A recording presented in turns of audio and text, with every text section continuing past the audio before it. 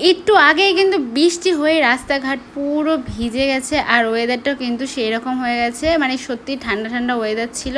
আর আমরা কিন্তু এখন 3 জনায় বেরিয়ে পড়লাম, একটু যাব ঘুরু ঘুরু, মানে হচ্ছে কৃষ্ণনগর যাব, সেখানে দেখা যাক কি কেনাকাটা করা যায়। তারপর কিন্তু ট্রেনে উঠে পড়লাম, আর ট্রেনে উঠে জাস্ট অসাম লাগছিল হাওয়াটা।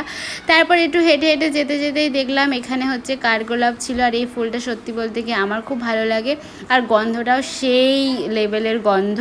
আর তোমাদের কার কার ভালো লাগে কাঠগোলাপ একটু কমেন্ট করে জানিয়ে দাও। তারপরে কিন্তু চলে আসলাম এই যে কলকাতা বাজারে চলে এসেছিলাম, আর এখানে কালেকশানগুলো মোটামুটি বেশ ভালোই লাগে, আর বেশিরভাগ জিনিস এখান থেকেও নেওয়া হয়, আবার মানে এক এক জায়গায় এক এক রকম জিনিস নেওয়া হয়। আর একটুখানি কালেকশানগুলো দেখিয়ে দিলাম।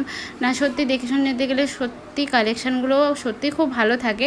তারপরে এখানে কিন্তু ওই যে পাশে একটা মিষ্টির দোকান আছে, মানে কলকাতা বাজারের পাশেই একটা মিষ্টির দোকান আছে, সেই মিষ্টির দোকানের সিঙ্গারাটা জাস্ট দারুণ খেতে।